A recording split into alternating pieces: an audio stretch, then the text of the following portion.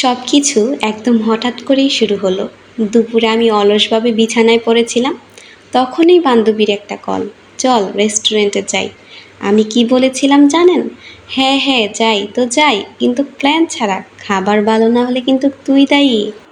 তাড়াহুড়া করে রেডি হলাম, চুল এলোমেলো, মুডও অগোছালো, তবুও মন বলছে আজ একটা নতুন হবে।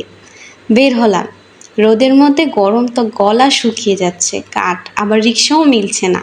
শেষে বললাম চল হেঁটে যাই, ওয়াক হবে। বান্ধবী চুপ, মানে রাজি। রেস্টুরেন্টে ঢুকেই মনে এলো, বাহ জায়গাটা এত সুন্দর।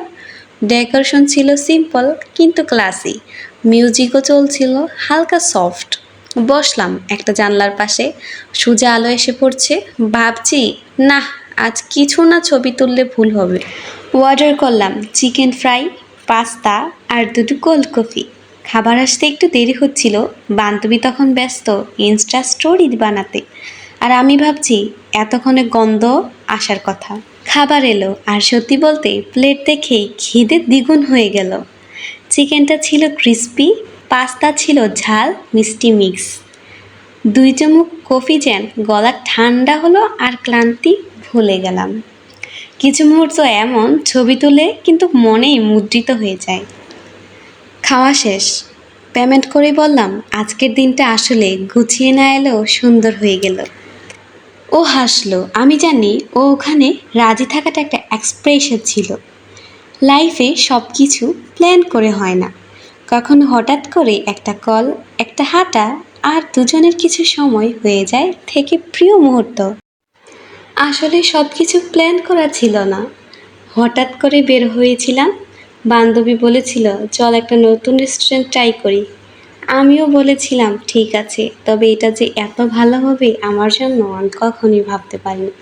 তবে বেশি সময় নেইনি, তখনই শুরু হলো আমাদের তাড়াহুড়ার গল্প।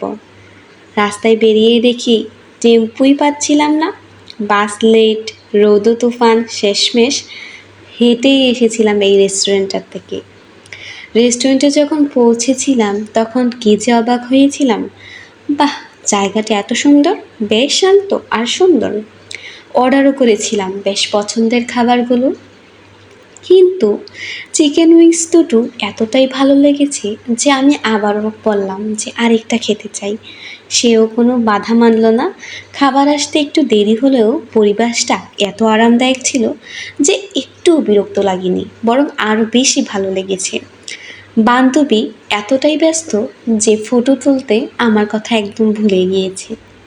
শেষ পর্যন্ত খাওয়া দাওয়া যখন শেষ হয়ে গেল, তখন মনে হচ্ছিল সত্যি সময়টা এত ভালো কাটলো। হয়তো পরিকল্পনা ছাড়াই সেরা মুহূর্তগুলো জীবনে আসে, কিন্তু খুবই ভালো ছিল। তারপর তো টেম্পোতে চড়ে বাড়িতেই চলে আসলাম। আর শোনো, আমাদের এই মজার মজার এপিসোডগুলো যদি তোমাদের ভালো লাগে, অবশ্যই তোমাদের ভালোবাসা দেবে। আর যদি এতে তোমরা আনন্দ পাও, তাহলে আমাদের আরও ভালো ইন্সপায়ার আসে, আমরাও আরও হ্যাপি। সো প্লিজ কমেন্টে আমাদেরকে জানাবা আমাদের এই এপিসোডগুলো তোমাদের কেমন লাগলো। সেই পর্যন্তই, বাই বাই।